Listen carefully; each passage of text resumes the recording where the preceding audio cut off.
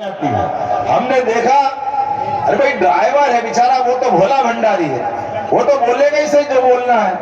अब बड़े अधिकारी आप ही को ध्यान रखना है, लेकिन आप कह रहे हो उसकी औकात क्या है, तो खाली आप ही बोल सकते हो।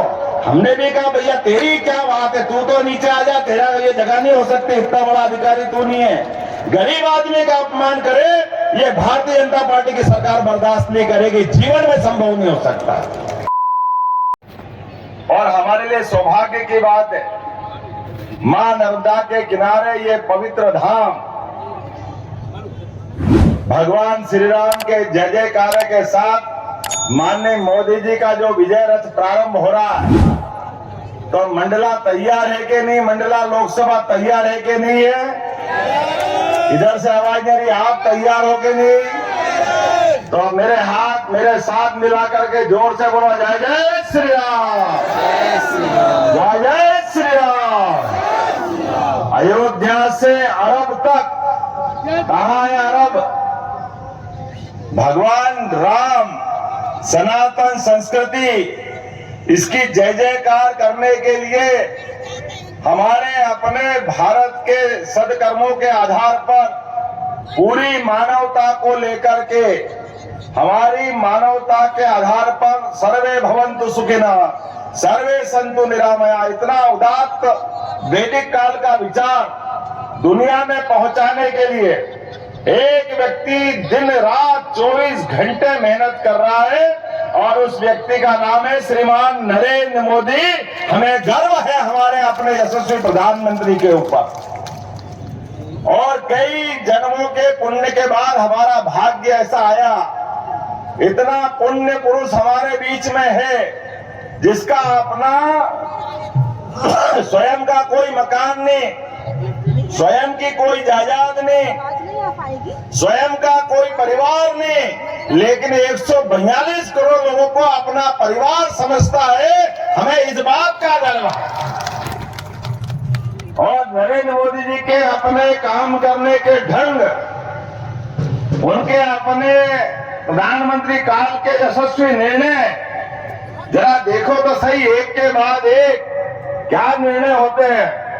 रूस यूक्रेन युद्ध चल रहा है, आमने सामने गोला बारूद तो सारे हथियार चल रहे हैं, लेकिन भारत के बच्चे वहां फंसे हुए थे, एक दो नहीं 20,000।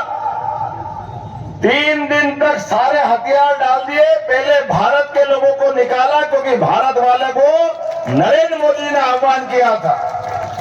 रूस से कहा, यूक्रेन से कहा कि आप मर्जी आए जब तक लड़िए, लेकिन भारत के आदमी पे अगर एक भी गोली चली तो ये मेरे शरीर पे मानी जाएगी, ऐसा प्रेम से, लेकिन अपना ताकतपूर्ण जो नेता है, जिसके कारण से हमें गर्व है। हमारे बच्चे तो हमारे बच्चे, अगल बगल के पाकिस्तान जैसे कट्टर दुश्मन के बच्चे भी भारत माता की जय जयकार करते हुए धूमधाम से सबके बीच में निकल करके आए।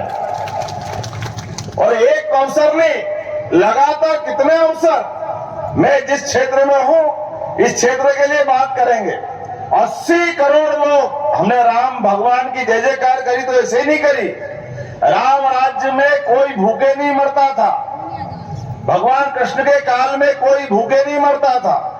वो सनातन संस्कृति को स्मरण कराते हुए आज भी 80 करोड़ लोगों के लिए दोनों समय का निःशुल्क राशन अगर कोई दे रही तो हमारी सरकार दे रही, माननीय मोदी जी दे रहे। गरीब से गरीब आदमी को भी रहने के लिए छत देना यह मामूली बात नहीं है, लेकिन छोटे से छोटे गांव में भी हर गरीब आदमी के लिए अपना आशियाना बन जाए, ये सपना देखने की भी हिम्मत चाहिए। लेकिन ये हिम्मत उसी के पास हो सकती है जिसका मन पवित्र हो, जिसकी आत्मा साफ हो, जिसकी काम करने की इच्छा शक्ति हो। और हाँ, हमें गर्व है नरेंद्र मोदी जी के पास वो सब कुछ है, जिनके केंद्र में मंत्री है हमारे फग्गन सिंह कुलस्ते। जोरदार तालियां बजाए हमारे अपने फग्गन सिंह जी के लिए। कौन से मामले, किस किस तरह की बात करें।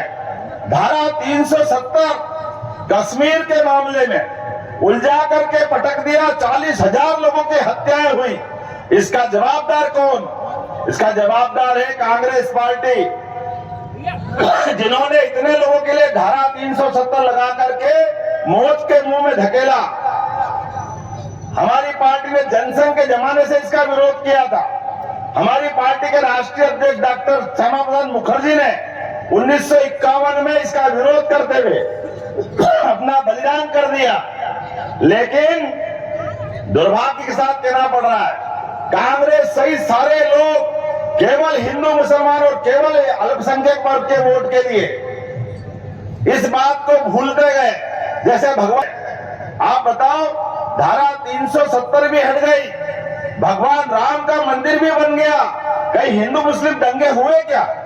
ये एकमात्र कारण इनके अपने वोट के चश्मे के कारण से ये समस्या उलझाई गई, लगातार लटकाई गई।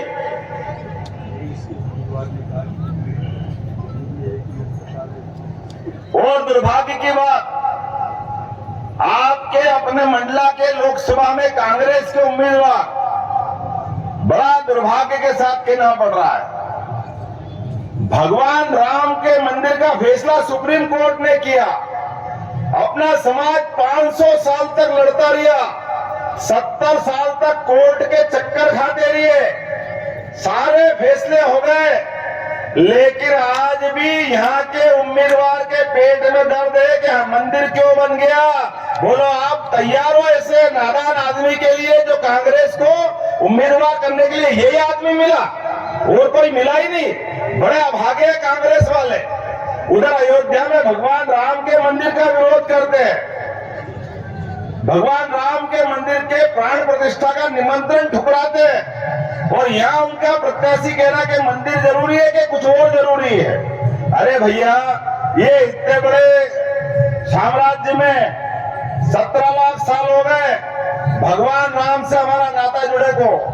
हम तो राम राम करके अपने सुबह की भगवान के दिए हुए आशीर्वाद से दिनचर्या प्रारंभ करते हैं। अनजान से अनजान आदमी भी मिल जाए तो जय राम जी करके उसका नमस्कार करते हैं। हम तो वो लोग हैं जो सोने भी जाए तो आराम राम के पास ही जाते हैं, और राम नाम सत्य हो तो भगवान आनंद मनाते। लेकिन हे दुर्भाग्यशाली, तेरे तो किस्मत फूटे, तू भगवान राम का विरोध कर रहा है, भगवान राम को ठुकरा रहा है। क्या ठुकरा ले भाई? लोकतंत्र में जनता के पास ताकत होती इस बात की। आज नहीं, आने वाले मतदान के दिवस पर हम और आप सब मिलकर संकल्प करें, जब हमारे भगवान राम का अपमान करेगा, ग्रंथों का, धार्मिक स्थान का, विकास के मामलों का, माननीय मोदी जी के काम का अगर विरोध करे, आपके पास भी उंगली है। आपकी उंगली कहाँ जाएगी? जब बिजली नहीं थी तो सुदर्शन चक्र चलता होगा, अब तो बिजली है, मतपेटी में सुदर्शन चक्र रखा हुआ है। इधर आपने पी दबाया, उधर ची निकला, अपने आप ठिकाने लगेगा। लगेगा कि नहीं लगेगा? आप सबको अपनी उंगली का सदुपयोग करना है। केवल ये कीचड़ में फैलते हुए कीचड़ के ऊपर निगाह दौड़ाना है। और आपको क्या खिलाना है?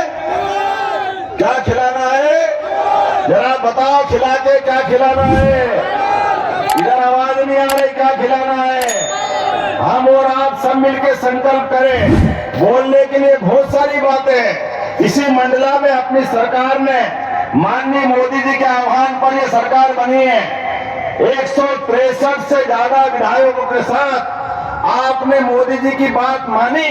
हमने नारा दिया था, मध्य प्रदेश के मन में मोदी और मोदी के मन में मध्य प्रदेश, और वो परिणाम रहा कि कांग्रेस चारों खाने चित हो गई। ऐसी चित हुई कि रोज जब सुबह होती है और कांग्रेसियों की भीड़ लग जाती है, हमको भी लो पार्टी में, हमको भी लो पार्टी में। कांग्रेस की दुकान साफ हो रही, रोज मकान खाली हो रहे हैं। सारे के सारे लोग रोज समाचार पत्र देख रहे होंगे।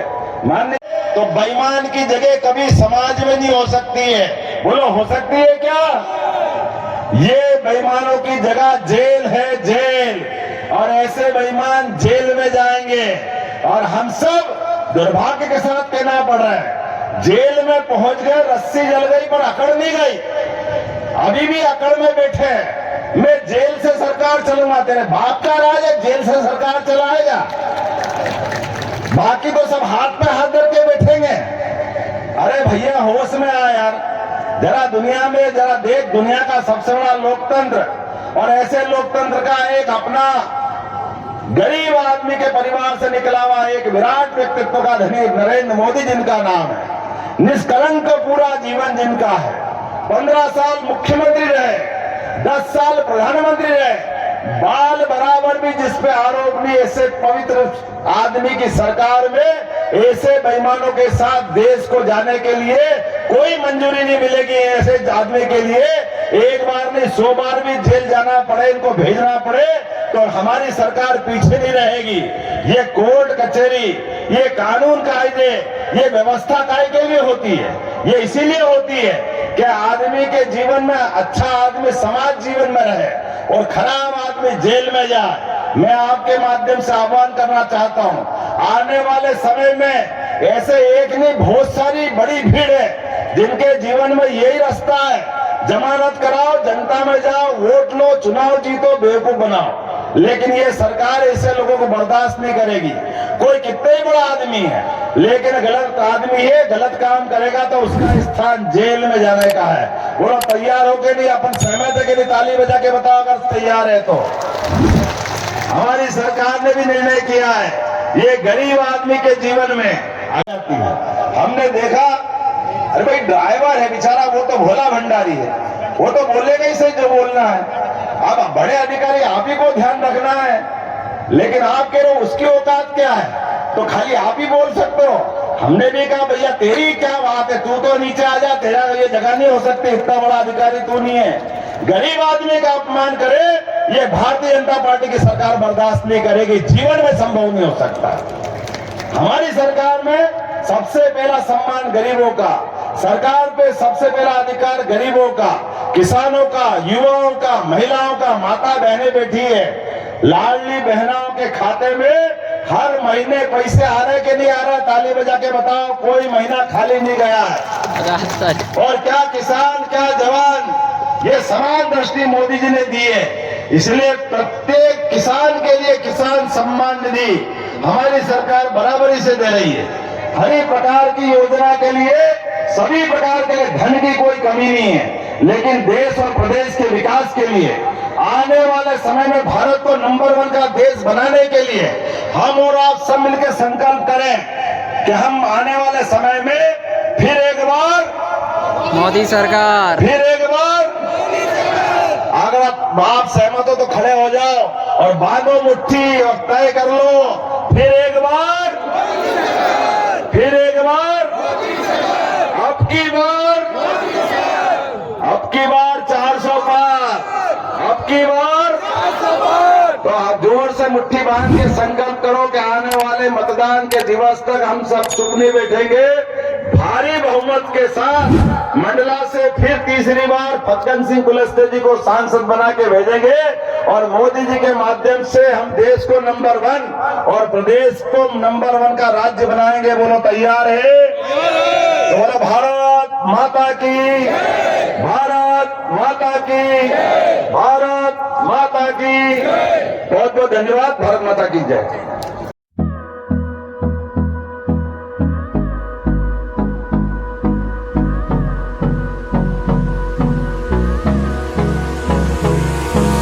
Hold me close till I get up.